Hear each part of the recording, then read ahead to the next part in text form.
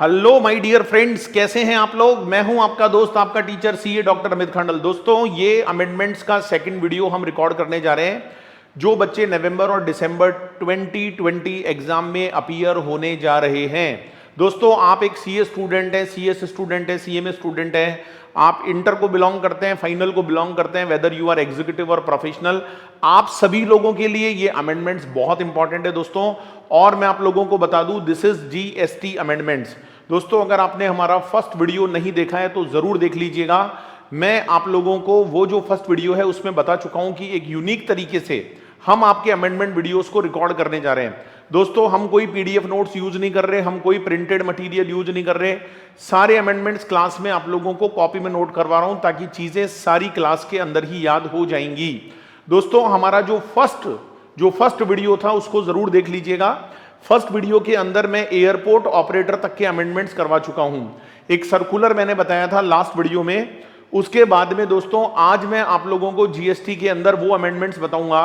This is related to exemption chapter. So start करते हैं my dear friends. आप लोगों ने अगर एक कॉपी नहीं बनाई है तो बना लीजिएगा। उस कॉपी में आपको नोट करना है। मैं आपको गारंटी देता हूं डियर, क्लास में ही सब कुछ याद हो जाएगा। और दोस्तों, एक बार आप अमेंडमेंट्स को जब कॉपी में लिखेंगे तो माइंड को मैसेज जाएगा, चीजें याद हो जाएंगी। तो चलिए दोस्तों, स्टार्ट करते हैं। जब भी आपको टाइम मिले बार बार इन वीडियोस को देखते रहिए। अमेंडमेंट में से 25 से 30 नंबर का 25 to 30% पेपर कवर होगा और lots of changes are there. तो चलिए माय डियर फ्रेंड्स, स्टार्ट कर देते हैं। कोई डिफरेंस वाली बात नहीं है। GST amendments are totally equally applicable for all the streams. तो दोस्तों, 8 पॉइंट्स में आप लोगों को लास्ट वीडियो में कवर करवा चुका था। आज की क्लास में हम पॉइंट नंबर 9 पढ़ने जा रहे हैं। तो आपने अगर कॉपी नहीं बनाई है भाई, जरूर बना लेना। और आज हम पॉइंट नंबर 9 डिस्कस करेंगे।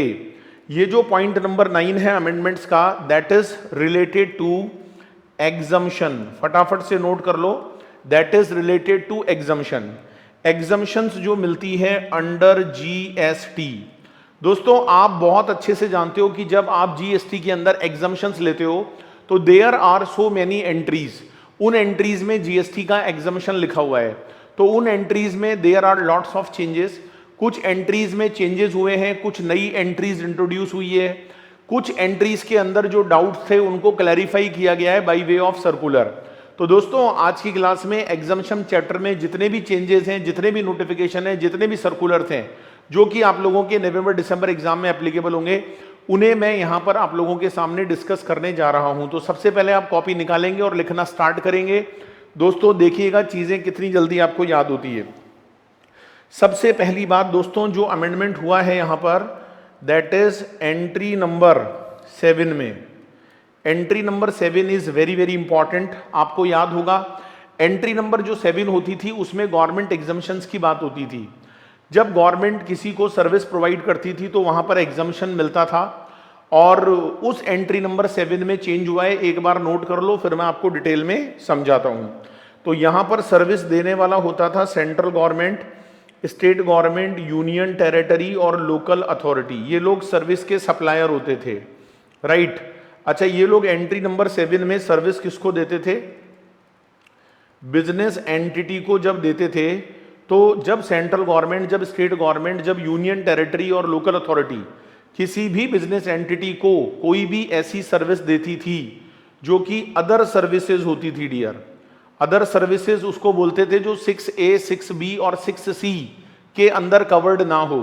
6A, 6B, 6C क्या है? उसमें पोस्ट ऑफिस का नाम आता था, उसमें वेसल और एयरपोर्ट वाली जो सर्विस उसका नाम आता था, उसमें ट्रांसपोर्टेशन ऑफ गुड्स और पैसेंजर का नाम आता था। उन 3 को छोड़ दो, बाकी जितनी भी other service central, state, UT और लोकल अथॉरिटी अगर बिजनेस एंटिटी को प्रोवाइड करेगी तो दोस्तों उसके ऊपर जीएसटी नहीं लगता था। याद है आप लोगों को? लेकिन वहां एक बहुत इंपॉर्टेंट कंडीशन होती थी कि प्रीसीडिंग फाइनेंशियल ईयर में जो भी एग्रीगेट टर्नओवर है बिजनेस एंटिटी का, वो लेस देन 10 लाख और 20 लाख होना चाहिए। ये दोस्तों वहां पर एक कंडीशन होती थी कि उस बिजनेस एंटिटी का लास्ट ईयर का टर्नओवर, एग्रीगेट टर्नओवर 10 लाख और 20 लाख से ज्यादा नहीं होना चाहिए। जैसा कि दोस्तों हम जानते हैं कि ये जो 10 और 20 का जो क्राइटेरिया था वो ये था कि रजिस्ट्रेशन नहीं कराना पड़ता था 10 और 20 लाख तक। इसीलिए डियर गवर्नमेंट ने एग्जम्पशन दे रखी थी। आप जानते हैं डियर, रजिस्ट्रेशन चैप्टर में एक चेंज आ गया गुड्स के केस में 40 लाख। मतलब अगर आप एक्सक्लूसिवली सप्लायर ऑफ गुड्स हो तो आपकी थ्रेशोल्ड लिमिट रजिस्ट्रेशन की 40 लाख लगेगी। तो गवर्नमेंट ने क्या किया भाई, गवर्नमेंट ने इस कंडीशन को हटाकर इस तरीके से लिख दिया है। अब अगर आप वहां पर एग्जम्पशन लेंगे एंट्री 7 में, तो वहां पर आपको कुछ इस तरीके से लिखा हुआ मिलेगा कि in the preceding financial year, this is a change, note कर लो, in the preceding financial year the aggregate turnover is up to such amount as makes eligible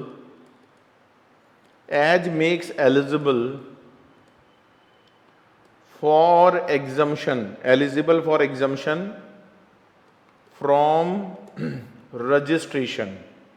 registration under CGST या SGST या IGST, जो भी law है। दोस्तों अब आप ऐसे नहीं पढ़ोगे कि एग्रीगेट टर्नओवर लास्ट ईयर में 10 और 20 लाख से ज्यादा नहीं होना चाहिए। अब लॉ ने बोला यार ऐसा करो, उसको रजिस्ट्रेशन की लिमिट के साथ कनेक्ट कर दो कि अगर आपका लास्ट ईयर का टर्नओवर जो रजिस्ट्रेशन की थ्रेशोल्ड लिमिट है उससे ज्यादा नहीं था, तो जैसे ही ये 4 लोग सर्विस देंगे बिजनेस एंटिटी को, कोई भी अदर सर्विस देंगे, तो उस पर GST नहीं लगाया जाएगा। तो आई थिंक दोस्तों आप मेरी इस बात को समझ गए होंगे। इसके बाद my dear friend, similar change entry number 45 में भी हुआ है। सिमिलर चेंज हुआ है दोस्तों 45A में। बिल्कुल टेंशन मत लो अगर आपको एंट्री नंबर याद नहीं है, मैं आपको याद दिला देता हूं। 49A क्या था, 49B क्या था और 49C क्या था। ये तीनों थी dear related to your legal service से रिलेटेड थी। याद करो, जब हम क्लॉज A की बात करते थे तो वहां आर्बिट्रल ट्रिब्यूनल सर्विस दे रही होती थी, किसको, बिजनेस एंटिटी को। जब हम B की बात करते थे तो वहां कोई भी फर्म हो गई, कोई भी एडवोकेट हो गया, वो बिजनेस एंटिटी को सर्विस देता था, राइट। और जब हम C क्लॉज की बात करते थे तो वहां पर सीनियर एडवोकेट का नाम आता था, और ये जो सीनियर एडवोकेट होता था ये भी किसी बिजनेस एंटिटी को सर्विस दे रहा होता था, तो एग्जम्पशन मिलती थी। लेकिन दोस्तों वहां पर भी यही सेम वर्ड यूज होते थे कि उस बिजनेस एंटिटी का टर्नओवर लास्ट ईयर में 10 और 20 लाख से ज्यादा नहीं होना चाहिए। लेकिन उन वर्ड्स को अब रिप्लेस कर दिया गया है बाई दीज वर्ड्स। तो जो सिमिलर चेंज अभी आपने ऊपर पढ़ा है, वही चेंज अब लीगल सर्विस के केस में भी एप्लीकेबल होगा। जब कोई भी आर्बिट्रल ट्रिब्यूनल, जब कोई भी फर्म, कोई भी एडवोकेट, कोई भी सीनियर एडवोकेट बिजनेस एंटिटी को सर्विस दे रहे होंगे, और अगर बिजनेस एंटिटी का लास्ट ईयर का टर्नओवर रजिस्ट्रेशन की थ्रेशोल्ड लिमिट से ज्यादा नहीं है, तो दोस्तों एग्जम्पशन मिल जाएगी। आई थिंक दोस्तों आप मेरी बात को यहां पर समझ गए होंगे। इसके बाद दोस्तों जो नया चेंज हुआ है एग्जम्पशन वाले पार्ट में, ये जो मेन पॉइंट मैं आपको 9 लिखा रहा हूं ना दोस्तों, ये पूरा पॉइंट नंबर 9 एग्जम्पशन से रिलेटेड अमेंडमेंट्स के लिए है। तो जो नेक्स्ट चेंज हुआ है दोस्तों, that is a new entry. Exemption की लिस्ट में एक नई एंट्री का समावेश हुआ है, एक नई एंट्री जुड़ी है, और that is entry number 9AA। दोस्तों ये एंट्री नंबर 9AA क्या है, इसमें आपको लिखना होगा, छोटा सा लिख लो, वैसे तो चांस कम है एग्जाम में आने के, लेकिन लिख लो, प्रोवाइडेड बाई और टू, बाई हो या टू हो, फीफा डियर एक फुटबॉल ऑर्गेनाइजेशन है ना, under FIFA under 17 women world cup 2020। दोस्तों अभी कोरोना प्रॉब्लम चल रही है, वरना अंडर 17 जो वुमेन वर्ल्ड कप है वो इंडिया में होने जा रहा था। तो उसके लिए कानून में एक चेंज किया गया, एक नई एंट्री जोड़ी गई कि वो जो फीफा वर्ल्ड कप होता है उसमें फीफा एक ऑर्गेनाइजेशन है दोस्तों, फुटबॉल का एक ऑर्गेनाइजेशन है। तो ये जो फीफा ऑर्गेनाइजेशन है ये अगर कोई भी सर्विस देगा या लेगा, बाई भी लिखा हुआ है, टू भी लिखा हुआ है, ध्यान रखना, बाई भी लिखा हुआ है, टू भी लिखा हुआ है, मतलब फीफा को कोई सर्विस दी जाएगी या फीफा कोई सर्विस लेगा under FIFA under 17 women world cup. तो जो भी सर्विसेज देंगे या लेंगे, क्योंकि बहुत सारे काम होते हैं डियर, बहुत सारे इवेंट होते हैं, जीएसटी नहीं लगने वाला। मैं जहां तक समझ रहा हूं शायद वर्ल्ड कप हो ही ना पाए तो बात ही खत्म हो गई, लेकिन फिर भी डियर लॉ में है, इसलिए मुझे आप लोगों को बताना जरूरी है। चलिए जी नेक्स्ट अमेंडमेंट की ओर बढ़ते हैं। एंट्री नंबर जो 14 है दोस्तों, उस एंट्री नंबर 14 को भी अमेंड किया गया है। दोस्तों आप लोग जब मेन चीज याद करके जाते हो क्रिस्टल क्लियर होता है, वरना पीडीएफ वगैरह अगर आप देखोगे जो ICAI या अदर वेबसाइट्स पर है वहां आपको पूरा कहानी दी हुई है, आपको लगेगा यार 75 पेजेस के अमेंडमेंट है। ऐसा नहीं है दोस्तों, जो मेन की पॉइंट अमेंडमेंट का वो मैं आपको बहुत अच्छे से क्लियर कर रहा हूं। अगर वीडियो अच्छा लगा है दोस्तों बाकी लोगों तक जरूर पहुंचाएं, क्योंकि बाकी लोगों को भी इसका बेनिफिट मिलना चाहिए। आपके दोस्त लोग हैं, आपके फ्रेंड लोग हैं, क्योंकि मेरा तो यही मानना है भाई, कर भला तो हो भला, कर भला तो हो भला, राइट। एंट्री नंबर 14 में डियर फटाफट से एक अमेंडमेंट है, उसको नोट कर लो। और ये अमेंडमेंट है दोस्तों, मैं याद दिलाना चाहूंगा, होटल क्लब गेस्ट हाउस। अगर आपको एंट्री नंबर याद नहीं आ रहा है तो टेंशन नहीं लेने का कि भाई एंट्री नंबर याद नहीं है, भैया एंट्री नंबर का कोई नंबर नहीं है, आप मस्त रहो। आपको मैं प्रोविजन बताता हूं, अगर वो याद आ रहा है इसका मतलब आप सही ट्रैक पर हो। कोई भी होटल, कोई भी क्लब, कोई भी गेस्ट हाउस, ये जितने भी होते हैं, कोई भी होटल हो, कोई भी क्लब हो, कोई भी गेस्ट हाउस हो, दोस्तों याद करना, याद करना, यहां पर अगर आप रुकते हो अकोमोडेशन सर्विस, तो ये जो अकोमोडेशन सर्विस होती थी इसमें अगर रूम का किराया, रूम का जो रेंट होता था, अगर वो बिलो ₹1000 होता था पर डे और इट्स इक्विलिएंट, तो वो जो पर डे और इट्स इक्विलिएंट है वो तो डे के लिए था। जैसे किसी होटल में 22 आवर्स का डे होता है, किसी होटल में 20 डेज का होता है, 20 आवर्स का, सॉरी, क्योंकि चेक इन चेकआउट टाइम अलग अलग होते हैं कई होटल्स में। तो 1000 रुपए पर डे और इट्स इक्विलिएंट, तो वो इक्विलिएंट 1000 के लिए नहीं था, वो डे के लिए था। लेकिन एग्जम्पशन तब मिलती थी जब रूम का जो वैल्यू ऑफ सप्लाई है, जो अकोमोडेशन सर्विस की वैल्यू है, वो 1000 से कम है पर डे, 1000 से कम है पर डे। तो दोस्तों यहां पर चेंज क्या किया है इन्होंने, अब नाउ जो नया चेंज है जी, जिसे मैं रेड कलर में आपको दिखा देता हूं, जो आप लोगों को पढ़कर जाना है। अब आप इसको ऐसे पढ़ेंगे, अब आप इसको ऐसे पढ़ेंगे, बिलो और इक्वल टू ₹1000। दोस्तों अब आपको एग्जम्पशन बिलो होने पर भी मिलेगी और इक्वल टू 1000 होने पर भी मिलेगी। मतलब अगर 1000 के बराबर है पर डे और इट्स इक्विलिएंट तो भी एग्जम्पशन मिलने वाली है, और अगर 1000 से नीचे है वैल्यू ऑफ सप्लाई तो भी एग्जम्पशन मिलने वाली है। इसका मतलब टैक्स कब लगेगा, जब वो 1000 पर डे और इट्स इक्विलिएंट से ज्यादा होगा, ठीक है। तो अब बराबर होने पर भी एग्जम्पशन याद रखनी है, नीचे होने पर, बिलो होने पर, पहले से थी अभी भी है, right. So this is very very important change जो आप लोगों को यहां पर याद रखना है। चलिए दोस्तों नेक्स्ट अमेंडमेंट की ओर बढ़ते हैं, that is in entry number 19A। दोस्तों एंट्री नंबर 19A किसकी है, मैं आपको फटाफट से याद दिला देता हूं। That is in relation to transportation of goods. आप इसको छोटा छोटा लिख लो भाई कॉपी में, लास्ट टाइम पे फटाफट रिवीजन करना है, 2 बार 3 बार, जब भी आपको समय मिले बार बार वीडियोस को देखिए, उसकी स्पीड को बढ़ाकर देखिए डियर। जितने अमेंडमेंट्स आप अच्छे से पढ़कर जाओगे एग्जाम में उतना बढ़िया स्कोरिंग होने वाला है आपका। Transportation of goods, transportation of goods by aircraft, by aircraft. और दोस्तों यहां पर मैं लगे हाथ एंट्री नंबर 19B भी बता देता हूं। तो एयरक्राफ्ट हो या वेसल हो, दोस्तों ट्रांसपोर्टेशन ऑफ गुड्स या तो बाई एयरक्राफ्ट हो या बाई वेसल हो, तो मैं आप लोगों को कह देता हूं from India to outside India, India to outside India, इस पर दोस्तों पहले मिलती थी एग्जम्पशन, है ना, और ये एग्जम्पशन थी अप टू 30 सितंबर 2019। मतलब अगर आप इंडिया से इंडिया के बाहर बाई एयरक्राफ्ट या बाई वेसल गुड्स का ट्रांसपोर्टेशन कर रहे हो, जिसके लिए आपको सर्विस लेनी पड़ती है, तो दोस्तों उसके ऊपर पहले एग्जम्पशन थी, और ये एग्जम्पशन पहले अप टू 30/9/2019 तक थी।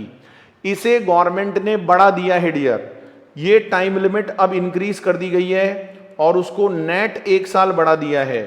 अब ये एग्जम्पशन 1 ईयर एक्सटेंड कर दी गई है, 30 सितंबर 2020 तक एग्जम्पशन बरकरार रहेगी। 30 सितंबर 2020 तक ये एग्जम्पशन क्या रहेगी, बरकरार। तो दोनों एंट्रीज, चाहे transportation of goods by aircraft हो या वेसल हो, दोस्तों एग्जम्पशन आपको दोनों सिचुएशंस में मिलने वाली है। चलिए दोस्तों, जो नेक्स्ट अमेंडमेंट हुआ है that is in entry number 41। Entry number 41 में भी अमेंडमेंट हुआ है। क्या हुआ है डियर, सबसे पहले फटाफट से एंट्री नंबर 41 को समझ लेते हैं। एंट्री नंबर 41 में बात होती है अपफ्रंट अमाउंट की, प्रीमियम की, है ना, प्रीमियम बोलो, सलामी बोलो, सलामी, या लॉन्ग टर्म लीज बोलो, लॉन्ग टर्म लीज, किसकी, इंडस्ट्रियल प्लॉट। इंडस्ट्रियल प्लॉट आपको जल्दी जल्दी लिखना पड़ेगा ताकि आपका रिटर्न हैबिट पड़े डियर, बहुत सारे लोग रिटर्न हैबिट भूल चुके हैं। इंडस्ट्रियल प्लॉट और प्लॉट्स, ठीक है, ऑफ,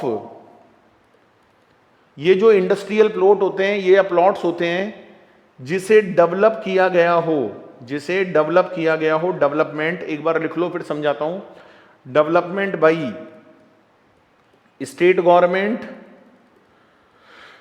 और इंडस्ट्रियल डेवलपर कॉरपोरेशन, और बाई एनी एंटिटी, और बाई एनी एंटिटी हैविंग 50% और मोर ओनरशिप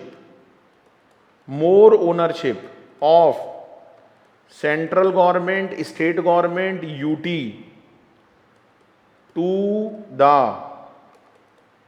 इंडस्ट्रियल यूनिट्स। तो दोस्तों सबसे पहले मैं एंट्री नंबर 41 बता दूं किस बात की थी। अगर आप किसी इंडस्ट्रियल प्लॉट को लीज पर लेते हो, प्रीमियम पर लेते हो, तो दोस्तों इट इज अ सर्विस। अच्छा, आपको इंडस्ट्रियल प्लॉट लीज पर कौन देता था? या तो स्टेट गवर्नमेंट देती थी, स्टेट गवर्नमेंट, या जो इंडस्ट्रियल डेवलपमेंट कॉरपोरेशन होते हैं, जैसे राजस्थान में आपने रीको का नाम सुना होगा, ऐसे हर स्टेट में कोई ना कोई इंडस्ट्रियल डेवलपमेंट कॉरपोरेशन होता है। तो वो लोग अगर आपको लीज पर देते थे, या एनी एंटिटी भी कोई लीज पर देती थी। लेकिन दोस्तों उस एनी एंटिटी का मतलब क्या होता था? क्या होता था एनी एंटिटी का मतलब? वहां लॉ में लिखा हुआ था वो एंटिटी कोई अदर भी हो सकती थी, जो कि स्टेट गवर्नमेंट नहीं है, जो कि डेवलपमेंट कॉरपोरेशन नहीं है, लेकिन वो जो एनी एंटिटी है उसका, उसके अंदर 50% और मोर, 50% और मोर ओनरशिप होनी चाहिए थी। किसकी ओनरशिप होनी चाहिए थी? सेंट्रल गवर्नमेंट की, स्टेट गवर्नमेंट की, यूनियन टेरिटरी की, टू द इंडस्ट्रियल यूनिट। मैं आपको समझाता हूं डियर। सपोज करो कोई इंडस्ट्रियल, एक तरह से इंडस्ट्रियल एरिया है जिसको डेवलप किया गया है, जिसमें बहुत सारी इंडस्ट्रियल यूनिट्स बनाई गई है, और ये जिसने बनाई है, सपोज करो वो कोई कंपनी है, लिमिटेड कंपनी है, तो वो लिमिटेड कंपनी जब लीज पर देगी तो भी एग्जम्पशन मिल सकता था, लेकिन शर्त ये थी कि उस कंपनी में सेंट्रल गवर्नमेंट का या स्टेट गवर्नमेंट का या यूनियन टेरिटरी का जो शेयर है वो 50% या उससे ज्यादा होना चाहिए, राइट। अगर 50% या उससे ज्यादा शेयर होगा तो एग्जम्पशन मिलेगी। एनी एंटिटी ने अगर सर्विस दी है तो भी एग्जम्पशन मिलेगी। दोस्तों क्या चेंज हुआ है मैं बता देता हूं। ये जो 50% था इसे अब रिड्यूस कर दिया गया है, और रिड्यूस करके इसको 20% कर दिया। मतलब अगर कोई कंपनी, अगर कोई सोसाइटी जिसके अंदर सरकार का 20% या उससे ज्यादा शेयर है, मतलब गवर्नमेंट ने शेयर होल्डिंग ले रखी है, अब 50% शेयर होल्डिंग होना जरूरी नहीं है, अगर 20% शेयर होल्डिंग भी होगी और वो एनी अदर एंटिटी भी अगर इंडस्ट्रियल प्लॉट लीज पर देगी डियर, तो एग्जम्पशन मिलेगा। तो जो 50% था उसको रिड्यूस करके 20% कर दिया गया है। आई थिंक दोस्तों आप मेरी बात को यहां पर बहुत जोर से समझ गए होंगे। हां सर हम समझ गए। बाकी दोस्तों यहां पर कुछ अदर कंडीशंस भी ऐड की गई हैं अमेंडमेंट्स के अंदर। दोस्तों कुछ अदर कंडीशंस भी ऐड की गई हैं, वो मैं आप लोगों को फटाफट से बता देता हूं। अदर कंडीशंस यहां पर क्या क्या ऐड हुई है दोस्तों। पहली जो अदर कंडीशन यहां पर ऐड हुई है वो ये है कि लीज, आप फटाफट से लिख लीजिएगा, lease plot unit must be use for industrial purpose, right. दूसरी कंडीशन है कि state government monitor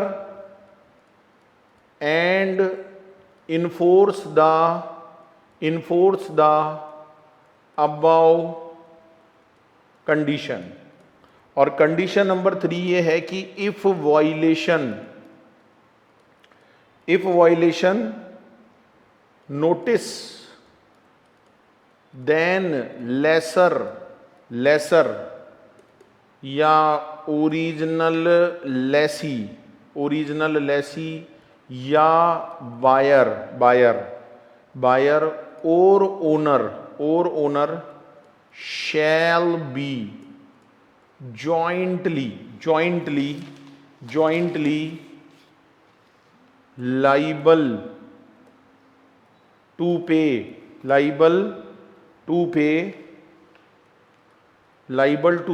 tax with interest। तो मेरी बात को ध्यान से सुनिएगा, परसेंटेज को 50 से रिड्यूस करके 20 कर दिया है, लेकिन 3 कंडीशन जोड़ी गई है दोस्तों कि वो जो इंडस्ट्रियल प्लॉट है वो इंडस्ट्रियल पर्पज के ही काम आना चाहिए, बिल्कुल सिंपल कंडीशन है। दूसरा, इसे स्टेट गवर्नमेंट मॉनिटर करेगी और कंडीशंस को इन्फोर्स करवाएगी, राइट। ये सारी जिम्मेदारी स्टेट गवर्नमेंट की होगी। और अगर कोई वायलेशन नोटिस में आता है तो ऐसे में जो लेसर होगा या जो ओरिजिनल लेसी था जिसने लीज पर लिया था या जो बायर बोलो ओनर बोलो, वो लोग उसमें लाइबल होंगे, उनसे टैक्स विद इंटरेस्ट लिया जाएगा क्योंकि उन्हें जो एग्जम्पशन मिली थी एक तरह से दोस्तों उस एग्जम्पशन को विड्रॉ किया जाएगा। तो ये छोटा सा कुछ अमेंडमेंट यहां पर हुआ है। चलिए दोस्तों आगे बढ़ते हैं। एंट्री नंबर 22 दोस्तों, एंट्री नंबर 22 के अंदर भी अमेंडमेंट आया है। ये एंट्री नंबर मैंने जस्ट केवल आपको रेफरेंस के लिए दे रहा हूं, बाकी याद करना जरूरी नहीं है। फटाफट से बताता हूं डियर, एंट्री नंबर 22 किसकी थी। Service by way of giving on hire to, इसमें ए पॉइंट था जिसका नाम था STU, और STU का फुल फॉर्म होता था दोस्तों स्टेट ट्रांसपोर्ट अंडरटेकिंग। याद करो, मोटर व्हीकल लिख लो फटाफट से। Meant to carry more than 12 passengers. दोस्तों जब आप एंट्री नंबर 22 पढ़ते थे तो उसमें ही लिखा हुआ था कि अगर आप 12 से ज्यादा सीटिंग कैपेसिटी की कोई भी गाड़ी हायर बेसिस पर देते हो, किसको देते हो, स्टेट ट्रांसपोर्ट अंडरटेकिंग को, तो उस सर्विस पे जीएसटी नहीं लगेगा। जैसे मैं वहां एग्जांपल भी दिया करता था कि जैसे मान लीजिए कोई राजस्थान रोडवेज का कोई बस है, तो राजस्थान रोडवेज का सारा बस नहीं है, मैंने कुछ बसेस खरीदी, मैंने बस के अंदर आप जानते हो 12 से ज्यादा ही होता है सीटिंग कैपेसिटी, मैंने बस उसको दे दी STU को। STU का मतलब जिसमें स्टेट गवर्नमेंट का कंट्रोल होता है, ओनरशिप होता है, उसको हम STU बोलते हैं। तो उस पर जीएसटी नहीं लगता था। मैं अगर कोई हायर चार्जेस लूंगा तो उस पर जीएसटी नहीं लगता था। दोस्तों इसी एंट्री नंबर 22 के अंदर अब एक नया क्लॉज और ऐड कर दिया गया है। ये जो नया क्लॉज ऐड हुआ है डियर, ये आपको रेड कलर में दिखेगा, और मैं बता दूं ये नया क्लॉज क्या है। इसमें लिखा है, अब नाम लिखा है लोकल अथॉरिटी, लिख लो फिर समझाता हूं।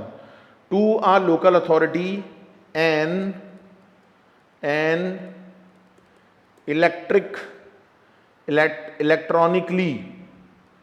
इलेक्ट्रॉनिकली लिख लो इसको, electronically operated vehicle, electronically operated vehicle meant to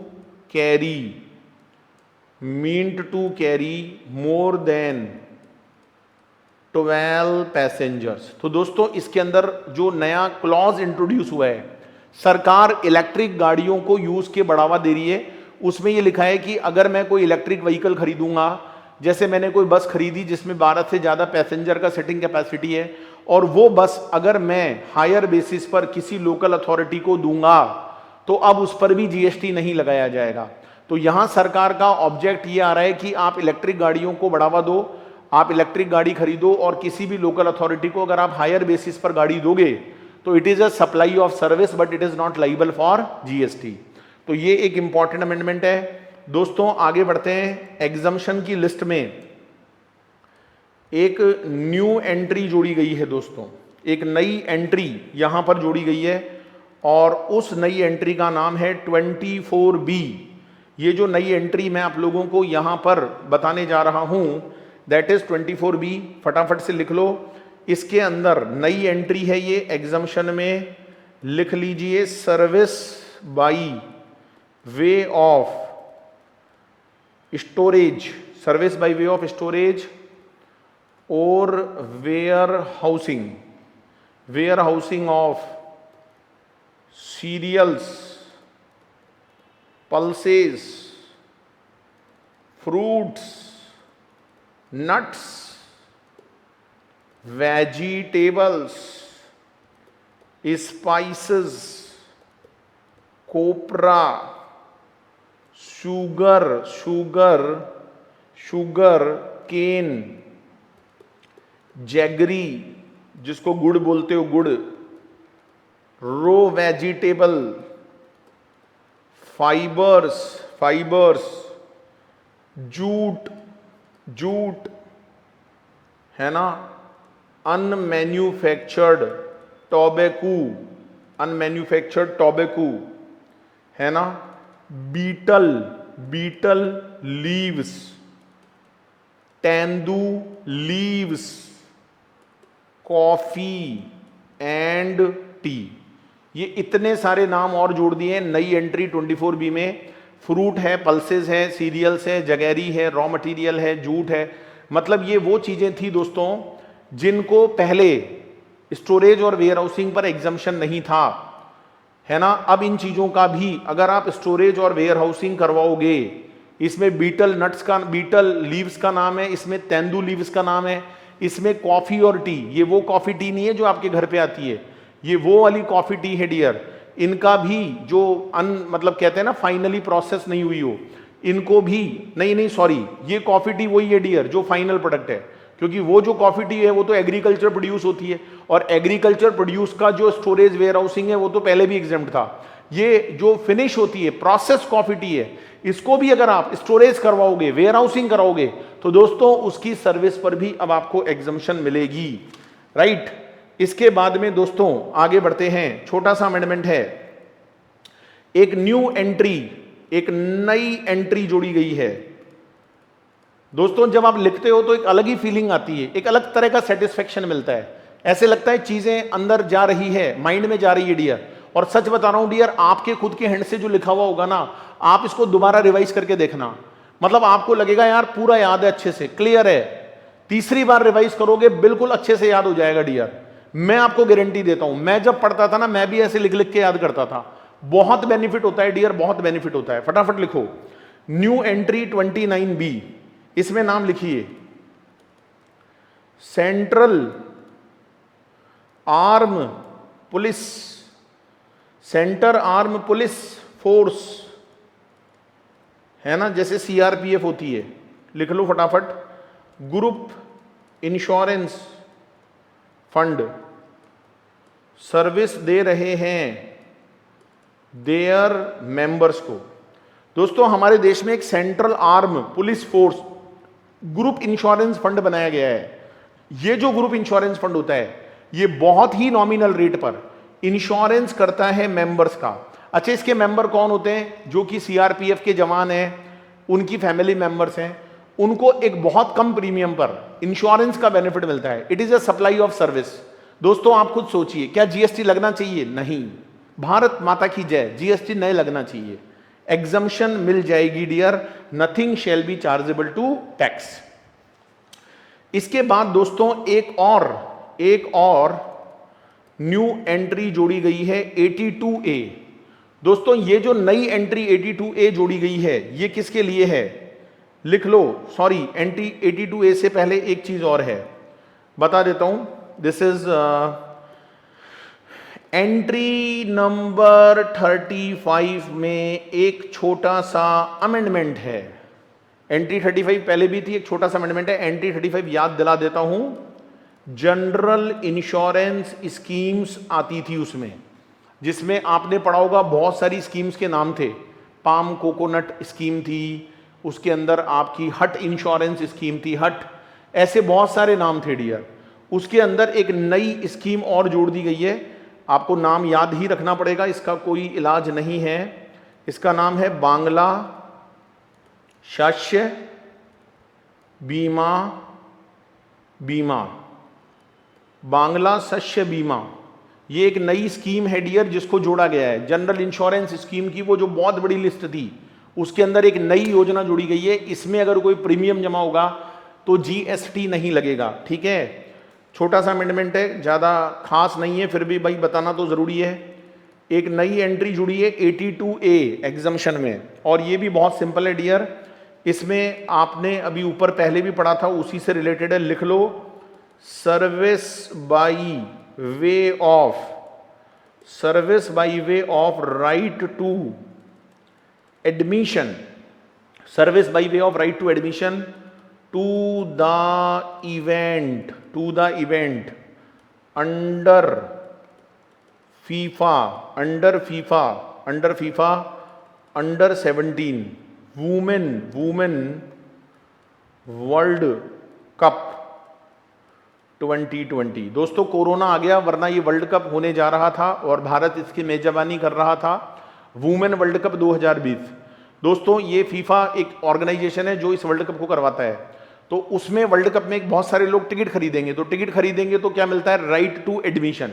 दोस्तों ये जो राइट टू एडमिशन होता है, it is supply of service. लेकिन डियर टिकट के अमाउंट पर जीएसटी नहीं लगाने का फैसला गवर्नमेंट ने पहले ही कर लिया था, क्योंकि डियर विदेशी लोग, बाहर के पूरे वर्ल्ड के लोग देखने आएंगे, तो बाहर के लोग अगर भारत में आते हैं डियर तो भारत को बहुत बेनिफिट होता है, यहाँ के होटल्स को बेनिफिट होता है, यहाँ का ट्रांसपोर्टेशन को बेनिफिट होता है, फॉरेन करेंसी इंडिया में आती है।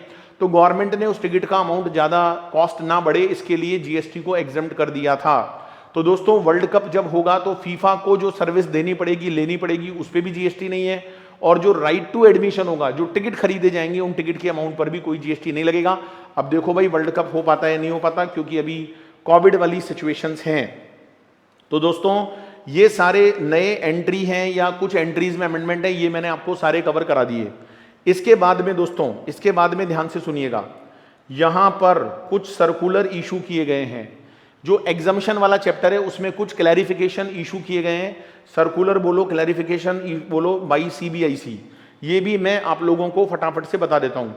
इसमें मैं इसको पॉइंट नंबर 10 दूंगा डियर। सर्कुलर आ गए, नोटिफिकेशन अलग थे, सर्कुलर में मैं आप लोगों को जो पॉइंट नंबर 10 दूंगा, सर्कुलर में क्या चेंज हुआ है डियर। ये जो सर्कुलर मैं आपको बताने जा रहा हूं ये बहुत इंपॉर्टेंट है, एग्जाम में डियर पक्का क्वेश्चन आएगा, आप अच्छे से समझ जाना, मुझे ऐसा लग रहा है पक्का क्वेश्चन आएगा यहां से। दोस्तों क्या है, फटाफट से एक बार नोट कर लो, clarification regarding applicability of GST on delayed payment charges. इसके ऊपर एक बहुत इंपॉर्टेंट क्लैरिफिकेशन है। दोस्तों मैं आप लोगों को यहां 2 एग्जाम्पल नोट करवा रहा हूं, दोनों नोट कर लो। ये दोनों एग्जाम्पल मैंने नहीं बनाए हैं, this is a part of this circular. इन्हीं एग्जाम्पल्स के बेस पर एग्जाम में क्वेश्चन आ सकता है। पहले दोनों एग्जाम्पल नोट कर लो, फिर मैं आपको समझा दूंगा। This is a part of circular. चलिए सबसे पहले दोस्तों हम बात करते हैं एग्जाम्पल नंबर 1 की, और एग्जाम्पल नंबर 1 में आप लिखेंगे कॉस्ट ऑफ मोबाइल फोन, और ये होती है माय डियर फ्रेंड्स 40,000। ये हमारी कॉस्ट ऑफ मोबाइल फोन है सपोज, और यहां पर आप इसको लेते हो इंस्टॉलमेंट पर। इंस्टॉलमेंट 11,000 की 4 इंस्टॉलमेंट है, मतलब 44,000 का पड़ेगा। और अगर आप डिले करोगे, डिले इन इंस्टॉलमेंट, नोट कर लो, डिले इन इंस्टॉलमेंट अगर करोगे तो 500 पर मंथ पैनल चार्ज लगेगा, है ना, ये पैनल चार्ज लगेगा। तो दोस्तों याद करो, मैंने आप लोगों को वैल्यू ऑफ सप्लाई का चैप्टर पढ़ाया था, उसमें हम सेक्शन 15 में वैल्यू निकालना सीख रहे थे। तो उसके अंदर एक 15 लास्ट में था 1D, उसमें ये लिखा हुआ था 15 1D में ये लिखा हुआ था कि अगर हम कोई भी चीज जिसकी सप्लाई लेकर आ रहे हैं और अगर हम उसके पेमेंट को करने में डिले करते हैं, तो दोस्तों वो जो डिले चार्जेज होते हैं, वो जो इंटरेस्ट चार्जेज होते हैं, वो जो पेनल्टी का चार्ज होता है, वो भी कंसीडरेशन का पार्ट बनता है, और उसके ऊपर जीएसटी लग जाना चाहिए। ऐसा आपने पढ़ा था, याद करिए वैल्यू ऑफ सप्लाई चैप्टर। दूसरी तरफ डियर, जब आप एग्जम्पशंस पढ़ते हो तो वहां एग्जम्पशन के अंदर यह लिखा हुआ था कि कोई भी चीज जो कि इंटरेस्ट है, किसी भी लोन और एडवांस के रिलेशन में इंटरेस्ट पर जीएसटी नहीं लगाया जाएगा। तो अब एक बहुत बड़ा कंफ्यूजन खड़ा हो जाता है कि हम यहां पर जीएसटी लगाएं या ना लगाएं। तो दोस्तों एक बार आप नोट कर लो, मैं आप लोगों को दोनों एग्जाम्पल से क्रिस्टल क्लियर कर दूंगा कि आपको क्या करना है। चलो तो आप यहां पर लिखेंगे डियर एडिशनल और पैनल इंटरेस्ट, एडिशनल और panel interest in this case included in value of supply in terms of section 15(2)D, sorry मैंने 15(1)D बोल दिया था, it is 15(2)D because it is delay in payment of mobile, अब आपको दूसरा example भी दोस्तों एक बार लिखना है। जब आप दूसरा एग्जाम्पल राइट डाउन कर लोगे तो मेरे लिए समझाना बहुत इजी हो जाएगा और आपके लिए समझना भी बहुत इजी हो जाएगा। व्हाट इज एग्जाम्पल नंबर 2, नोट करिए फटाफट से। Mister X sell mobile to mister Y, ठीक है। कॉस्ट लिख लो यहां पर 40,000 लिख लो, और लिख लो अवेल लोन, कौन लेगा लोन, मिस्टर वाई लेगा, मिस्टर वाई अवेल लोन 2.5% पर month interest, right, for purchasing. अच्छा लोन कहां से लेगा, फ्रॉम एबीसी लिमिटेड से, ठीक है। इसके लिए 4 मंथ्स में रीपे करना होगा, otherwise additional oblique penal interest लगेगा एट द रेट ऑफ 1.25% पर मंथ फॉर डिले। तो आप यहां लिखेंगे in this case additional oblique penal interest, पक्का क्वेश्चन आएगा डियर एग्जाम में, penal interest between Y and ABC limited is covered by exemption under entry number 27, फिर नीचे रीजन लिख लो, because panel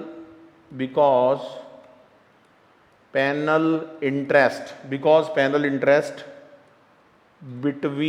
between Y and ABC Limited would not be subject to GST, तो चलिए दोस्तों बात को समझने की कोशिश करते हैं।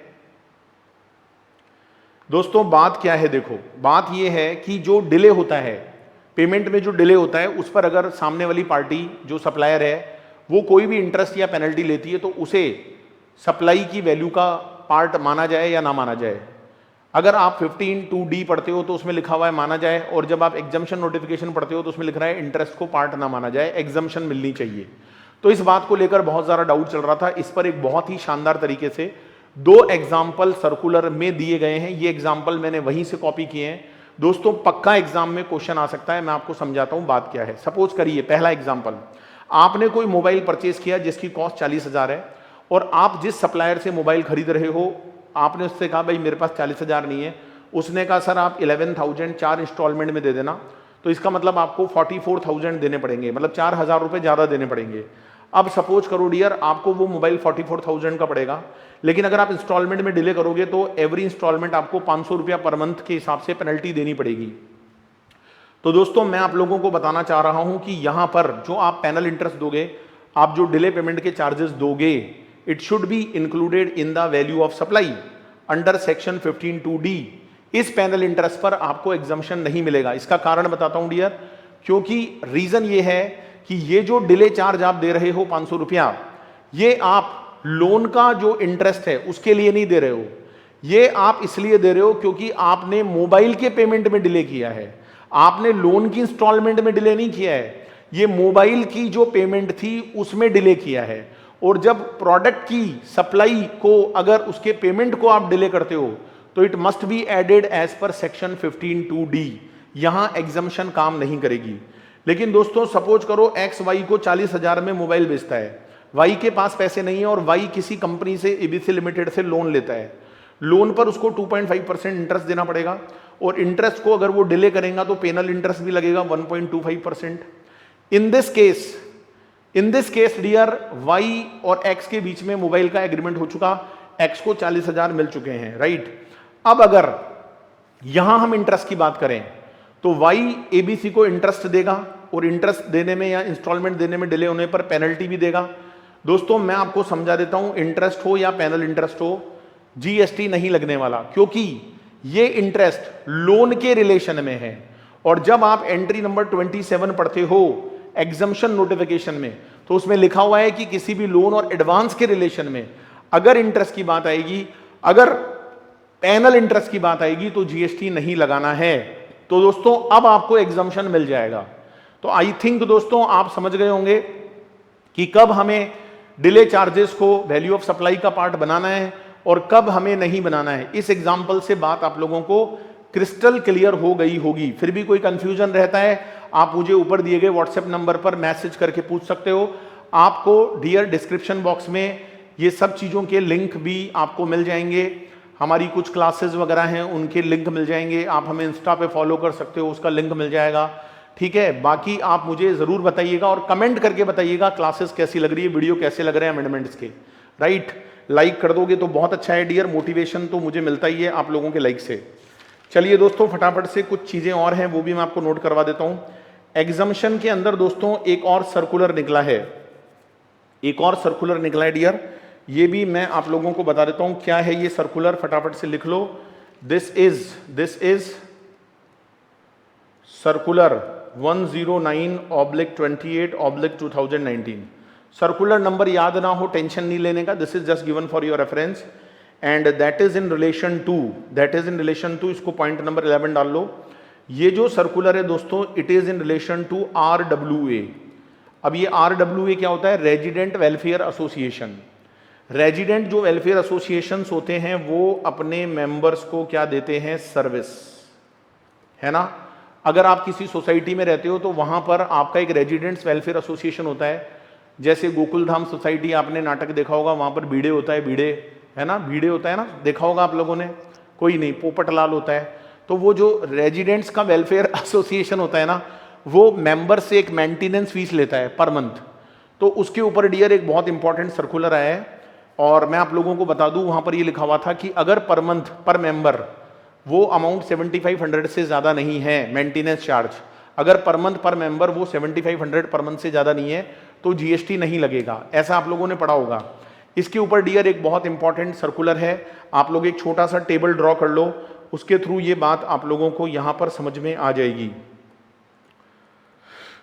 दोस्तों एक जगह तो आप लिखोगे मंथली मेंटेनेंस चार्ज, है ना, और इसमें लिखोगे annual turnover, annual turnover of RWA, और लास्ट कॉलम में आप लिखोगे वेदर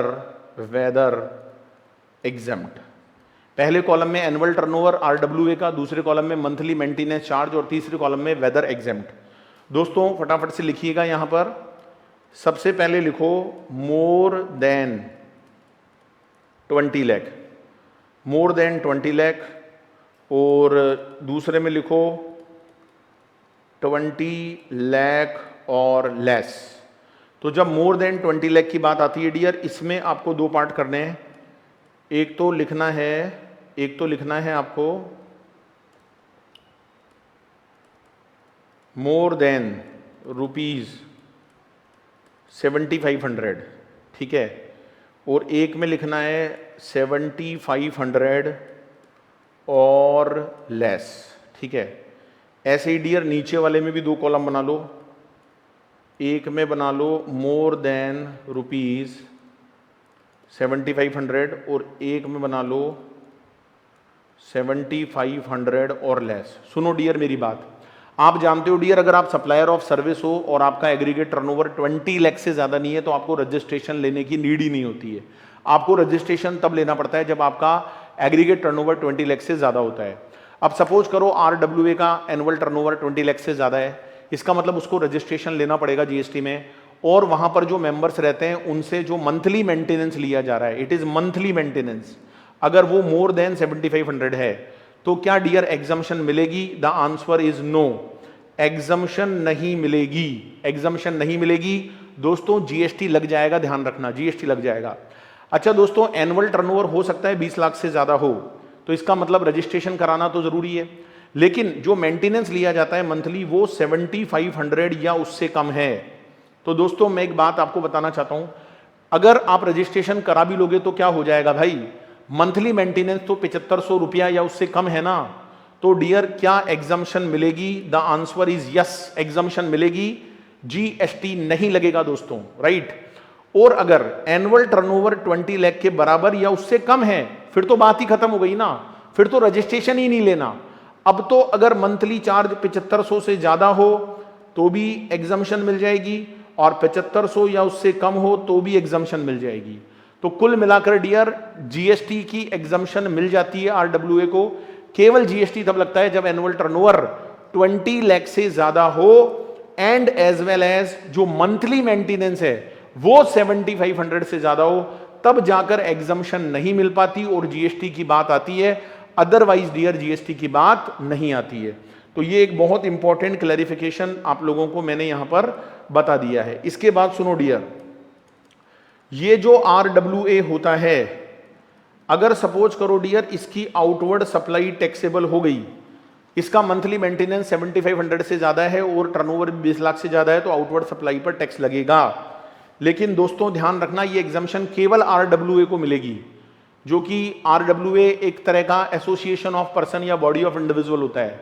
अगर कोई फर्म है, कोई कंपनी है, जैसे मैंने एक आशियाना में फ्लैट लिया, आशियाना एक कंपनी है, वहां पर कोई RWA नहीं है, आशियाना कंपनी खुद मेंटेनेंस की सर्विस देती है, मेरे से 5500 रुपया लेती है महीने का, लेकिन दोस्तों जीएसटी लगता है। अब मैंने सोचा यार क्यों लगता है, ये तो 7500 से कम है, इसलिए लगता है dear Ashiana company is not RWA, ठीक है, RWA होना जरूरी है, राइट। RWA का मतलब एक एसोसिएशन, एक बॉडी होनी चाहिए, तब एग्जम्पशन मिलेगा।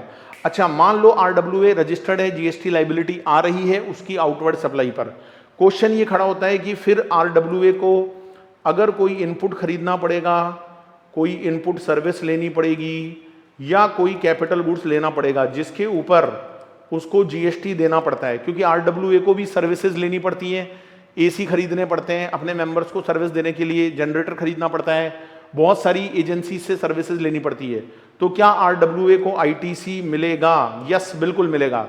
तुम मुझे खून दो, मैं तुम्हें आज़ादी दूंगा। जब आउटवर्ड सप्लाई पर टैक्स लगेगा तो इनवर्ड सप्लाई का क्रेडिट क्यों नहीं मिलेगा भाई?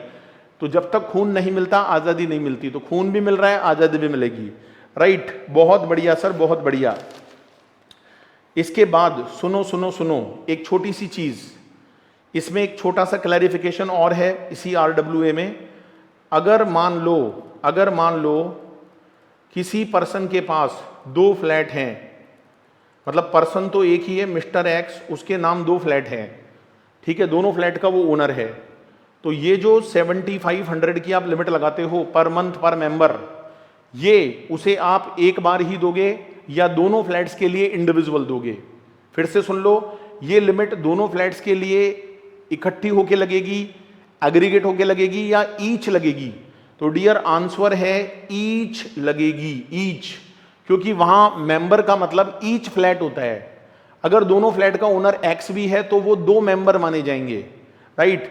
अगर सपोज करो 15,000 रुपए देता है मिस्टर एक्स दोनों फ्लैट के, मतलब एक फ्लैट का 7500 देता है, तो मैं आपको बता दूं डियर, दोनों फ्लैट्स पर एग्जम्पशन मिलेगी, क्योंकि वहां पर मेंबर का मतलब ईच फ्लैट है, ईच यूनिट जो है ना dear, that is called member.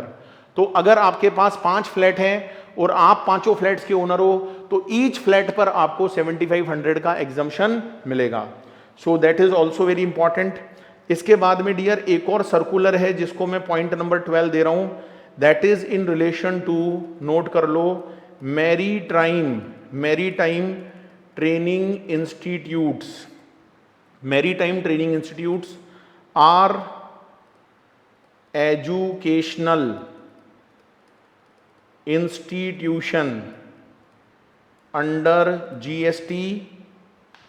GST law and course conducted by them is exempt। याद करो दोस्तों, एजुकेशनल इंस्टीट्यूशन की आपने डेफिनेशन पढ़ी थी। एजुकेशनल इंस्टीट्यूशन जब भी कोई सर्विस देंगे एजुकेशन की, तो उस पर जीएसटी नहीं लगता था। तो यहां पर एक सर्कुलर आया है कि जो मैरीटाइम ट्रेनिंग इंस्टीट्यूट होते हैं, अब ये मैरीटाइम ट्रेनिंग इंस्टीट्यूट क्या होते हैं? जो डियर एक तरह से शिप होते हैं, वेसल होते हैं, उनको चलाने का ट्रेनिंग देते हैं। तो क्या ये ट्रेनिंग इंस्टीट्यूट भी एजुकेशनल इंस्टीट्यूशन की डेफिनेशन में आते हैं? तो सर्कुलर ने बोला बिल्कुल आते हैं जी, बिल्कुल आते हैं। ये भी एक रिकॉग्नाइज्ड इंस्टीट्यूट होते हैं, इनके कोर्सेज पर भी जीएसटी नहीं लगेगा। It is not liable for GST, right. ये जो आपको डिग्री देंगे, डिप्लोमा देंगे, वो एक रिकॉग्नाइज्ड डिग्री है, नहीं लगेगा my dear friends GST, right. Last point पढ़ लीजिए आज के वीडियो का, this is point number 13, notification के बारे में है, ध्यान से सुनिएगा। नोटिफिकेशन में आ जाता है एक्सप्लेनेशन, तो उस एक्सप्लेनेशन की इफेक्टिव डेट को लेकर एक इंपॉर्टेंट सर्कुलर है। उस नोटिफिकेशन में जो एक्सप्लेनेशन इंसर्ट होता है, इंसर्ट, उसकी इफेक्टिव डेट को लेकर एक इंपॉर्टेंट सर्कुलर आया है। क्या है ये सर्कुलर डियर? पहले एग्जाम्पल से समझ लेते हैं, और ये एग्जाम्पल भी आपको उस सर्कुलर में मिलेगा। लिख लो डियर, समझना बहुत इजी हो जाएगा, लिख लो। Notification 11/2017 dated 20th June 17 come into force from 1st July 2017। therefore new entry insert with effect from 21/9/2017 subsequently subsequently new explanation insert on 26 July 2018 to new entry. एक बार लिख लो डियर, समझाता हूं। explanation will be effective from inception of entry in notification 21/9/2017, not from 27 जुलाई 2018। अब इसको समझ लेते हैं dear, बहुत इंपॉर्टेंट चीज है।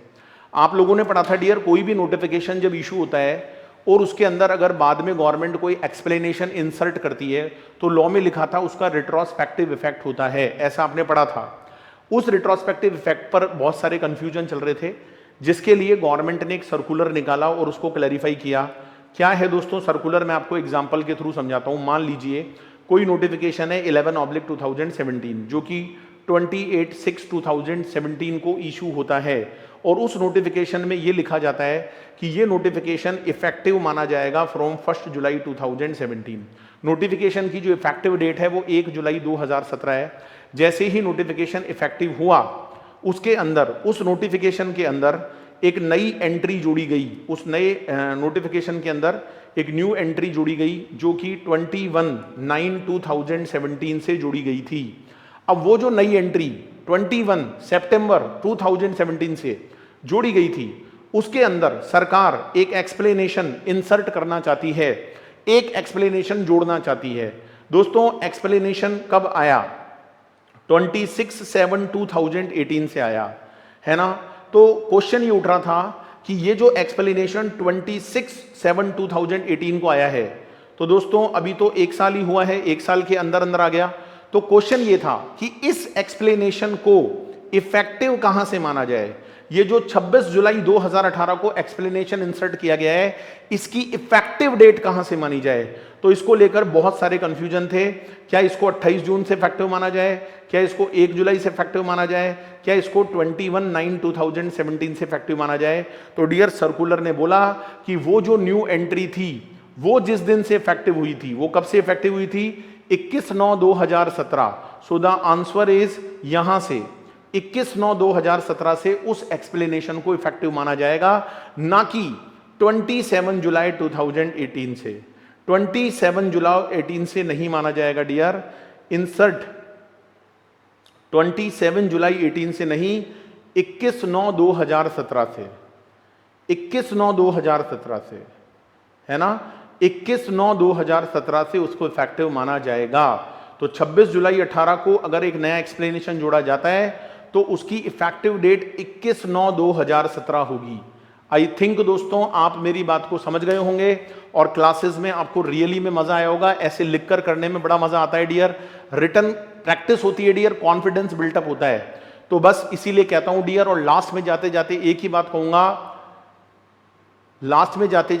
बात कहूंगा, दोस्तों, अगर ईश्वर पर भरोसा है, अगर भरोसा ईश्वर पर है तो वही मिलेगा जो तकदीर में लिखा है। अगर भरोसा ईश्वर पर है तो वही मिलेगा जो तकदीर में लिखा है। लेकिन अगर भरोसा खुद पर है तो ईश्वर भी तेरी तकदीर वैसे ही लिखेगा जैसा कि तू चाहेगा।